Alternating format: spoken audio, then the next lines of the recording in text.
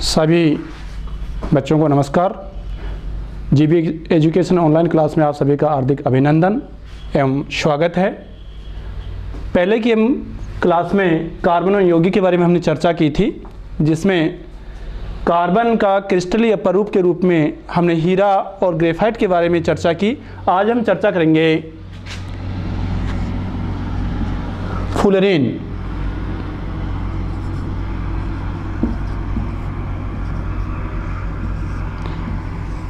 देखिए, फुलरीन के बारे में जो क्वेश्चन बनते हैं वो किस प्रकार से बनते हैं। सबसे पहले फुलरीन की खोज किन्होंने की, खोज करने वाले जो वैज्ञानिक थे उसमें कार्ल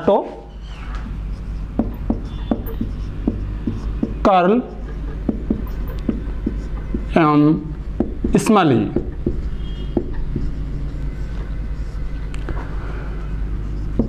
फुलरीन की जो संरचना है वो कैसी होती है। संरचना में इसकी गोल गुंबद के समान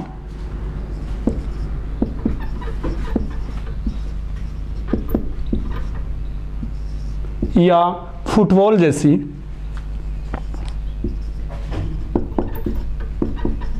संरचना होती है। फुलरीन का जो विन्यास देखें तो अनियमित विन्यास होता है फुलरीन का। इसका संकरण देखा जाए तो फुलरीन का संकरण sp2 कैसा होता है, sp2। चालकता देखें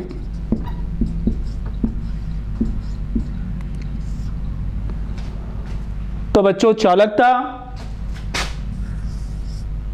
0 केल्विन या परम शून्य तापमान पर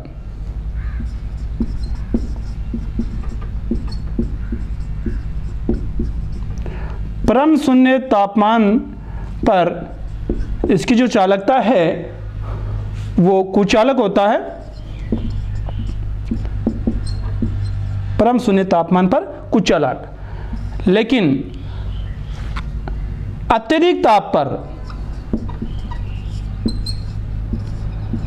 ताप पर चालकता के लक्षण प्रकट होते हैं।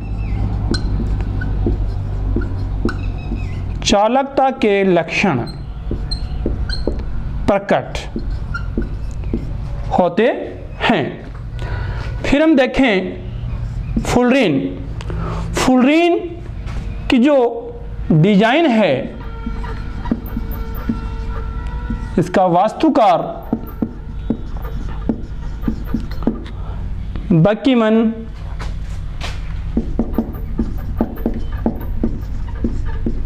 बकीमिस्टर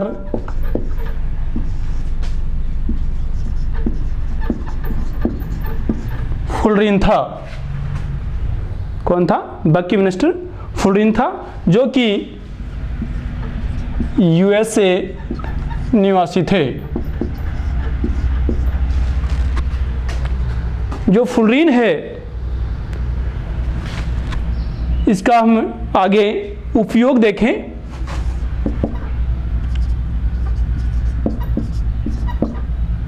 उपयोग देखो, इसका जो उपयोग है, सबसे पहले हम देखें तो पेट्रोल के शुद्धिकरण में किस काम में आता है? पेट्रोल के शुद्धिकरण या परिष्करण में काम में आता है कौन? फुलरीन। दूसरा उपयोग इसका देखा जाए तो नैनो प्रौद्योगिकी में अर्थात 100 नैनोमीटर से कम के विद्युत उपकरण बनाने में काम में आता है फुलरीन। और उपयोग देखें तो आईसी या डायोड निर्माण में इसका उपयोग किया जाता है। इसके बाद में हम देखते हैं आगे, ये जो क्रिस्टलीय अपरूप है सबसे पहले खोजे जाने वाला, सबसे पहले खोजा गया और सबसे स्थायी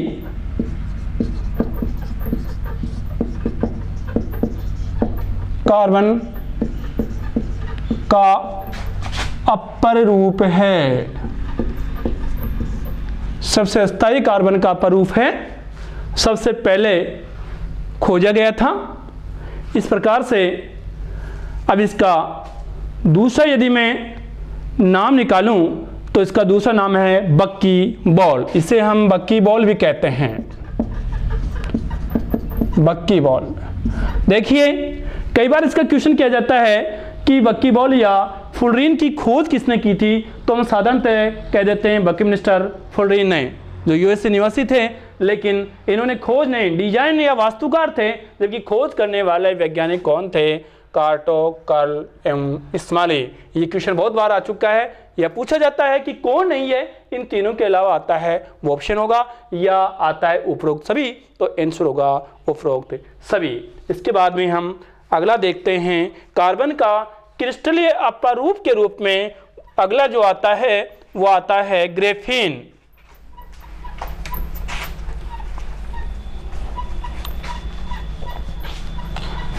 देखो हमने क्रिस्टलीय अपरूप हीरा पढ़ा, ग्रेफाइट, फुलरीन, अब हम पढ़ेंगे ग्रेफीन। मैं बात कर रहा हूं ग्रेफीन की।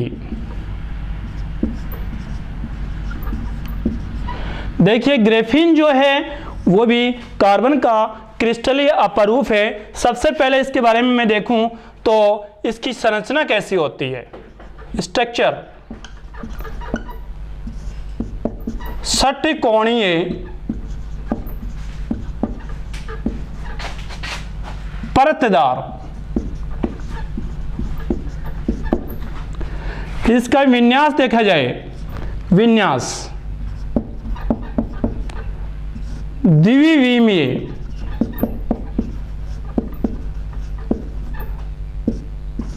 या 2D। संकरण देखा जाए, संकरण, तो संकरण होता है इसका sp2। और बात करें हम इसकी खोज करने वाला कौन थे वो खोज करने वाले, तो आर्दर्जीम एवं नोवोसेलोव ने ग्रेफीन की खोज की। फिर हम देखते हैं चालकता के बारे में। बहुत ही इंपॉर्टेंट बिंदु है चालकता। देखिए चालकता देखें तो चांदी से भी प्रबल विद्युत का चालक। क्वेश्चन पूछा जाता है कि सर्वाधिक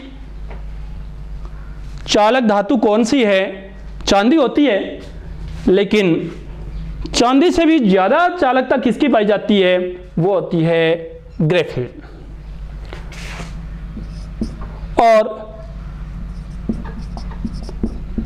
पारे से भी प्रबल ऊष्मा का चालक। देखो पारा जो है द्रवावस्था की धातु होती है, जिसकी ऊष्मा की जो चालक है सबसे ज़्यादा होती है, क्योंकि हम थर्मामीटर में भी इसका उपयोग करते हैं पारे का, लेकिन पारे से भी अधिक ऊष्मा की जो प्रबल ऊष्मा की चालक है वो कौन होती है, ग्रेफीन। अब हम देखते हैं ग्रेफीन का उपयोग। ग्रेफीन का उपयोग देखा जाए तो इसका उपयोग भी कार्बन नैनो ट्यूब में कार्बन नैनो ट्यूब यानी कि CNT के निर्माण में, CNT के निर्माण में हम काम में लेते हैं ग्रेफीन। दूसरा जो इसका उपयोग है वो देखा जाए तो नैनो प्रौद्योगिकी में, इसे भी हम नैनो प्रौद्योगिकी यानी कि 100 नैनोमीटर से कम वाले विद्युत उपकरण बनाने में भी इसका उपयोग करते हैं। इसके बाद में इसका उपयोग देखा जाए तो ये जो हमारी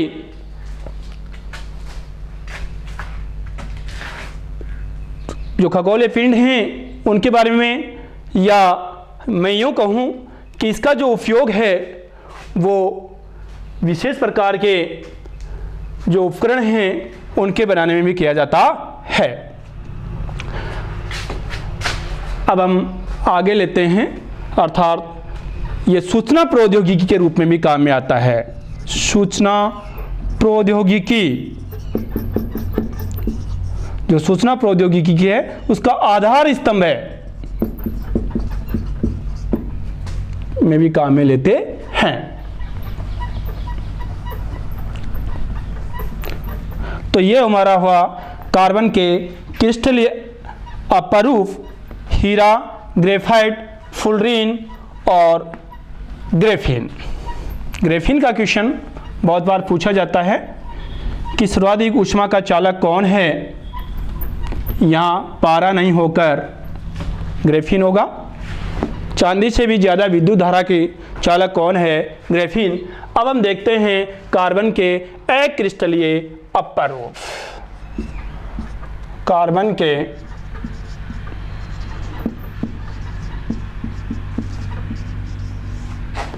अक्रिस्टलीय अपरूप। कार्बन के अक्रिस्टलीय अपरूप में हमने उदाहरण के रूप में देखा था कोयला, कोल, कोलतार,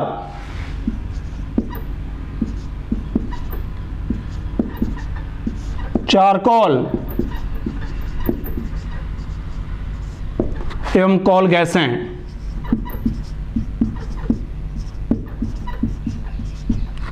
या हम कह सकते हैं कि जो भी पेट्रोलियम गैसें हैं वो भी।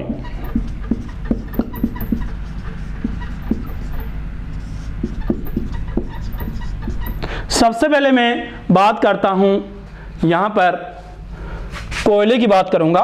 देखिए जो जीवाश्म ईंधन हैं,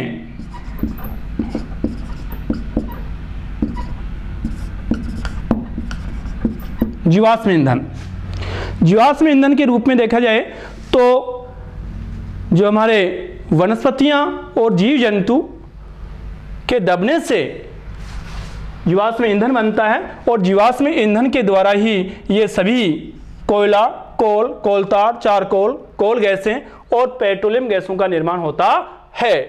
तो कोयले की बात करूं मैं, कोयला देखिए, कोयला जो है इसकी निम्न 4 किस्म होती हैं। कितनी किस्म होती हैं? 4 किस्में। कोयले की 4 किस्म होती हैं। सबसे पहले देखा जाए तो इनमें जो किस्म आती है वो आती है पीट। जो पीट होता है सबसे कमजोर कोयला होता है, निम्न श्रेणी का। कैसा होता है जी ये? निम्न श्रेणी। दूसरी बात देखी जाए पीट के अंदर तो इसमें कार्बन जो प्रतिशत होती है, कार्बन परसेंटेज, वो होती है 50 से 60%। और ये पीट काली धुआं के साथ इसका दहन होता है, जलता है। काली धुआं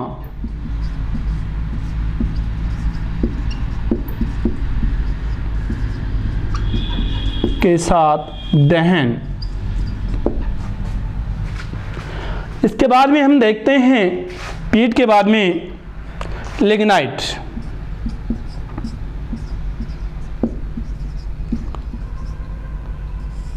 लिग्नाइट जो कोयला है ये बेकार किस्म का कोयला होता है, बेकार किस्म।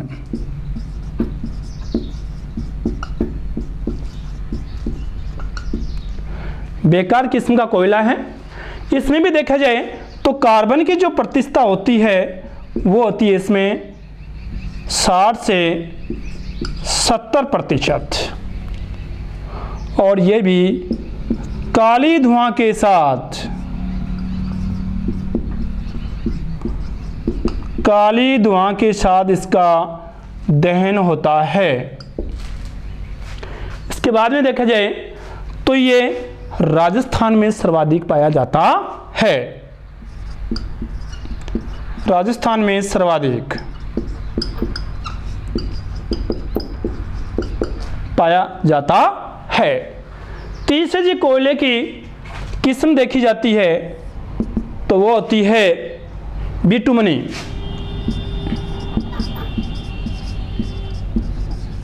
कौन सी? बिटुमनी। बिटुमनी जो कोयला है ये अच्छी किस्म का कोयला है, अच्छी किस्म है। इसमें जो कार्बन प्रतिशतता देखी जाए तो वो होती है 75 से 85%, और बिटुमनी भारत एवं विश्व में सर्वाधिक पाया जाता है, और उपयोग भी इसी कोयले का सर्वाधिक किया जाता है। अंतिम में जो कोयले की जो किस्म आती है वो आती है एंथ्रेसाइट।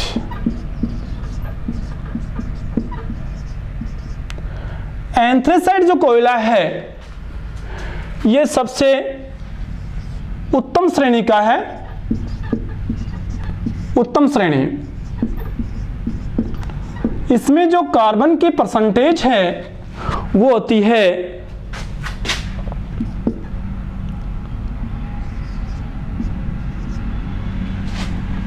92 से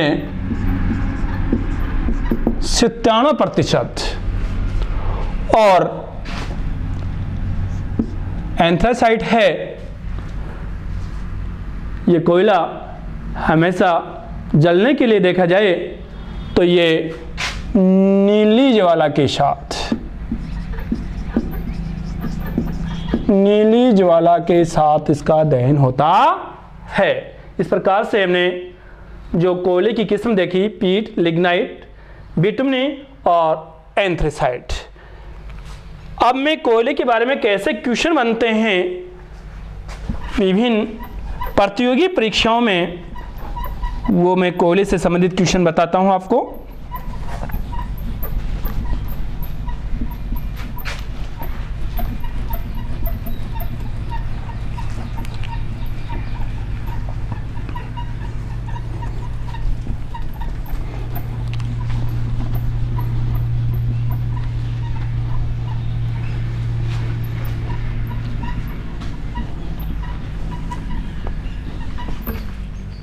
देखिए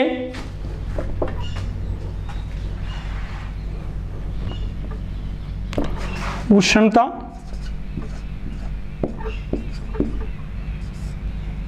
नमी, उष्णता, नमी, राख, राख के रूप में देखें धुआं, उष्णता, नमी, राख, धुआं, और देखा जाए तो जो रॉ मटेरियल होता है वो सभी का क्रम जो किस किस के रूप में पाया जाता है वो देखते हैं। पीट, लिग्नाइट, बिटुमनी और एंथ्रासाइट, ये इनका क्रम होगा सबसे ज़्यादा जो राख, धुआं, नमी, उष्णता किसमें पाई जाती है, पीट में, और सबसे कम किसमें, एंथ्रेसाइट में। ये क्रम हो गया। फिर मैं देखूं कठोरता,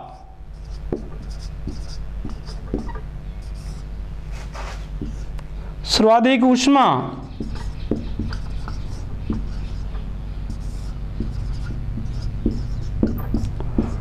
सर्वाधिक कार्बन प्रतिशत ऊंचे, ये सभी जो गुण हैं उनका जो क्रम होगा वो क्या होगा, पीट, लिग्नाइट, बिटुमनी, एंथ्रासाइट, इस क्रम से। अर्थात पीट में सबसे कम कार्बन प्रतिशत, सर्वाधिक उस सबसे कम ऊष्मा और सबसे कम ही कठोरता, जबकि सबसे ज़्यादा कठोरता, सबसे ज़्यादा ऊष्मा और कार्बन प्रतिशत किसमें होता है, एंथ्रासाइट में। अर्थात सबसे उच्च श्रेणी का गुण जो हैं, जो बढ़ेंगे सबसे ज़्यादा, वो भी किसमें होंगे, एंथ्रासाइट में। ये दोनों ही क्वेश्चन कंपटीशन एग्जाम में पूछे जाते हैं, इसी क्रम से इनको याद रखना है। तो हमारा अब हुआ अगला जो है कोयले के बाद में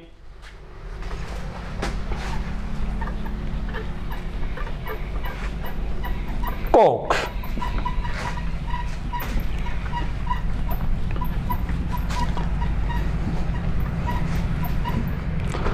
मैं बात कर रहा हूं अब कोक की।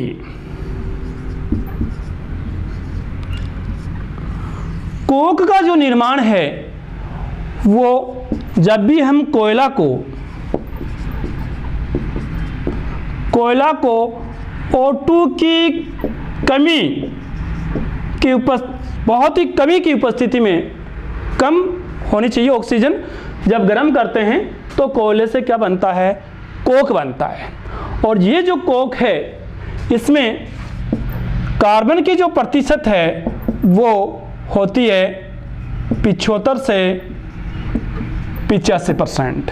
और कोक जो है कार्बन का एक क्रिस्टलीय जो प्रतिरूप है उसका सर्वाधिक शुद्धतम अपरूप है। अक्रिस्टलीय अपर रूप का शुद्धतम रूप है कोक। कोक के बारे में अब हम देखते हैं, इसका उपयोग देखें कि कोक का क्या उपयोग किया जाता है। तो बहुत इंपॉर्टेंट बात है कोक का उपयोग में पहली बात देखूं इसकी मैं, तो वो होता है कि धातुओं के निष्कर्षण में या परिष्करण में, धातुओं के निष्कर्षण में, धातु प्राप्त करने में। दूसरा, जो अयस्कों के सांद्रण में, दूसरा उपयोग अयस्कों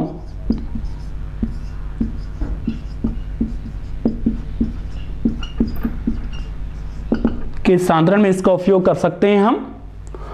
और परावर्तनीय भट्टी में गालक के रूप में, परावर्तनीय भट्टी में गालक के रूप में हम कोक का उपयोग कर सकते हैं। कोक के बाद में अगला आता है कोलतार।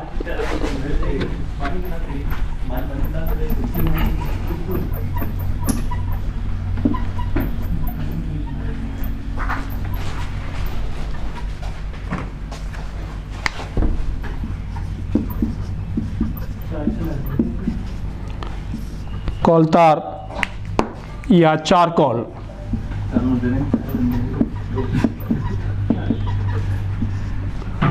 कोलतार या चारकोल का निर्माण कोक को जब O2 की कमी की उपस्थिति में हम गर्म करते हैं तो कोलतार या चारकोल का निर्माण होता है। ये कोलतार या चारकोल जो है इसका उपयोग क्या होता है, उपयोग पूछा जाता है। तो इसके उपयोग में सड़क निर्माण में, दूसरा कीट रसायन में, कीट रसायन के रूप में देखा जाए तो नेप्थलीन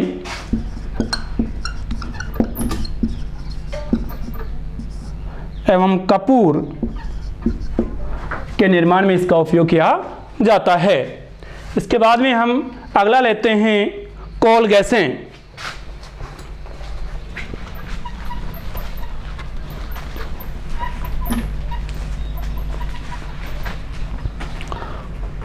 कोल गैसें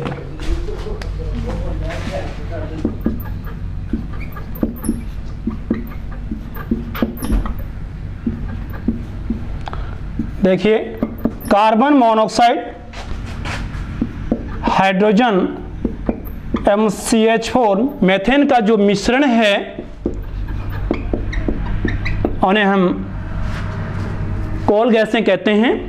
और इनका जो उपयोग है वो रसायन प्रयोगशाला में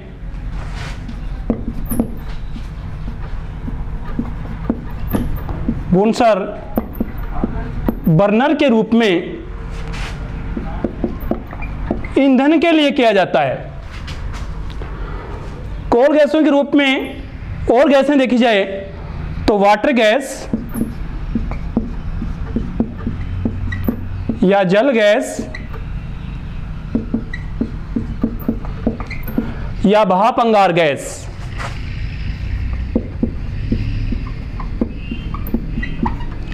क्वेश्चन पूछा जाता है कंपटीशन एग्जाम में। ये जो गैस होती है ये कार्बन मोनोऑक्साइड और हाइड्रोजन दोनों गैसों का मिश्रण वाटर गैस, जल गैस या भाप अंगार गैस कहलाती है। एक होती है प्रोड्यूसर गैस,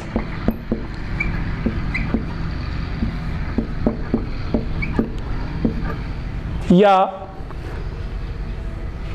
इसका जो उपयोग जो होता है प्रोड्यूसर गैस का, उसका उपयोग इसका जो मिश्रण होता है वो कार्बन मोनोऑक्साइड और नाइट्रोजन, इसको हम वायु अंगार गैस भी कह सकते हैं। अर्थात प्रोड्यूसर गैस या वायु अंगार गैस है जो इसका मिश्रण है गैसों का, वो कार्बन मोनोऑक्साइड और नाइट्रोजन होता है। देखिए, ये वाटर गैस और प्रोड्यूसर गैस ये सभी कार्बन गैसें कहलाती हैं। और इनका जो उपयोग किया जाता है वो हम देखते हैं तो विद्युत जो उपकरण हैं उनके निर्माण में किया जाता है। इसके बाद में इसका अंतिम जो बिंदु है, टॉपिक है, वो होती हैं पेट्रोलियम गैसें। जीवाश्म ईंधन के रूप में पेट्रोलियम जो गैसें हैं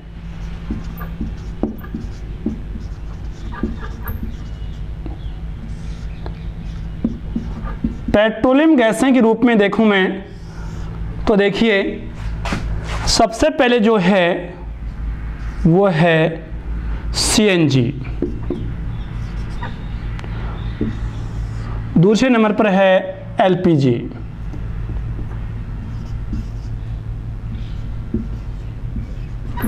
और फिर है तीसरे नंबर पर वो है LNG। CNG इसका नाम देखा जाए तो कंप्रेस्ड नेचुरल गैस, या हिंदी में बोलूं इसका नाम तो संपीड़ित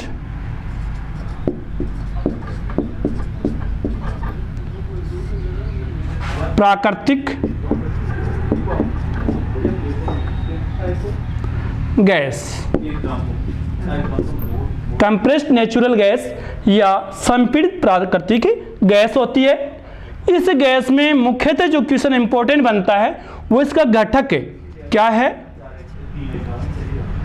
या इसके अवयव क्या होते हैं, तो वो देखें तो यहाँ पर सबसे पहले है मेथेन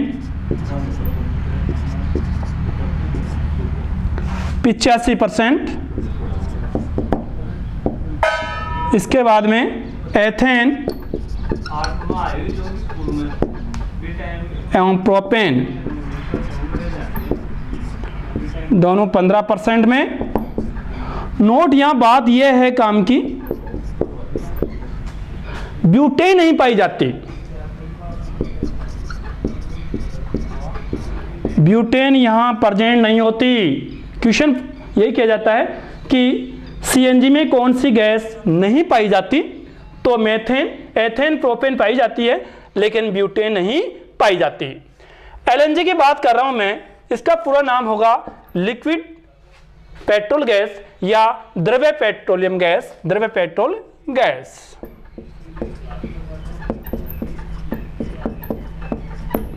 इसके जो अवयव या जो घटक हैं वो इस प्रकार से हैं कि यहां पर ब्यूटेन, कौन से, ब्यूटेन, एन ब्यूटेन और आइसोब्यूटेन,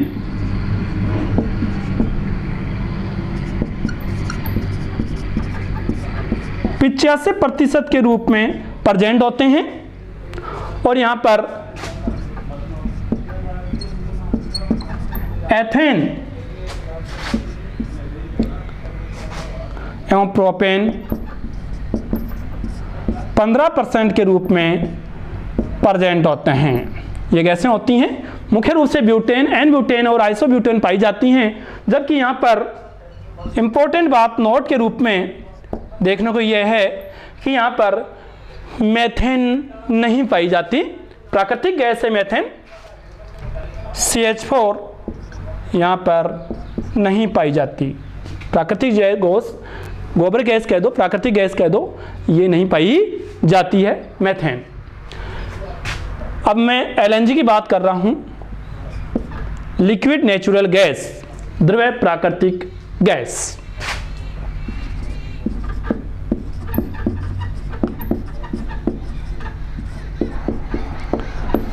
द्रव्य प्राकृतिक गैस का जो अवयव या घटक होता है वो केवल और केवल यहां पर मेथेन यानी कि CH4 गैस प्रेजेंट होती है। ये CH4 दलदली भूमि में और समुद्र की तलहटी में कैलेट के रूप में पाई जाती है। प्राकृतिक गैस है, मार्स गैस भी कहते हैं, गोबर गैस भी कहते हैं, इस रूप में पाई जाती है। अब इससे, इन गैसों से संबंधित कुछ बात, इंपॉर्टेंट बातें हैं नोट के रूप में। नंबर 1 बात कि सीएनजी जो है वो एलपीजी की तुलना में श्रेष्ठ होती है, क्योंकि सीएनजी के जो कण होते हैं वो हल्के होते हैं, अर्थात उनका घनत्व, डेंसिटी जो होती है वो कम होती है, जिसके कारण वो जब भी दुर्घटना होती है तो कण वायुमंडल में चले जाते हैं और फैल जाते हैं, तो दुर्घटना होने की संभावना कम हो जाती है। दूसरी बात, सीएनजी जो है उसके जो कण हैं एलपीजी की तुलना में कम विषैले होते हैं। और तीसरी बात जो है, सीएनजी की जो ऊष्मा है, बहुत इंपॉर्टेंट बात है, ऊष्मा या ऊर्जा की बात करूं तो वो एलपीजी की तुलना में कम होती है। यहाँ एलपीजी और यहाँ सीएनजी। तो इसी के साथ आज का टॉपिक पूर्ण होता है। आगे की क्लास जब भी लेंगे, तब तक के लिए धन्यवाद।